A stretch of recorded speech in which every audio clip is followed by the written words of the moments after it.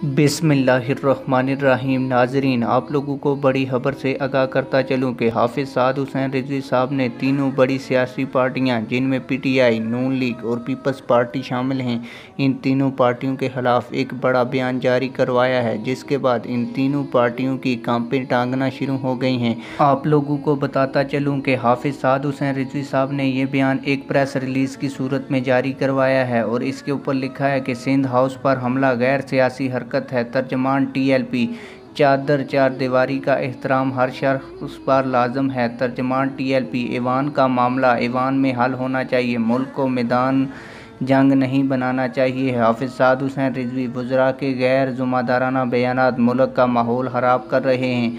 हुकूमत अपोजिशन पर ताकत के इस्तेमाल के बजाय आइनी तरीक़ाकार इख्तियार करे। तहरीक अदम एतमाद अपोजिशन का आइनी और जमहूरी हक़ है। सियासत में इंतहा पसंदी, फ़रेब, लोटाज़म, गैर आइनी हथकंडे ख़त्म होने चाहिए।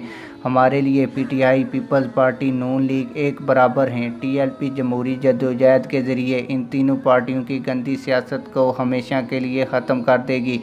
ख़त्म नबूवत सल्लल्लाहु अलैहि वसल्लम और नामूस रिसालत सल्लल्लाहु अलैहि वसल्लम के तहफ़्फ़ुज़ का मामला हो तो बर्दाश्त, अखलाकियात और तहम्मुल का पाठ पढ़ाया जाता है, जबकि अपनी हुकूमत का मसला हो तो यही लिबरल वहशी दरिंदे बन जाते हैं। आप लोगों के हाफिज़ साद हुसैन रिजवी साहब के तर्जमान की जानिब से जारी किए गए बयान के हवाले से क्या राय है, कमेंट सेक्शन में अपनी राय का ज़रूर इजहार करें। मिलते हैं किसी और वीडियो में। अल्लाह हाफिज़।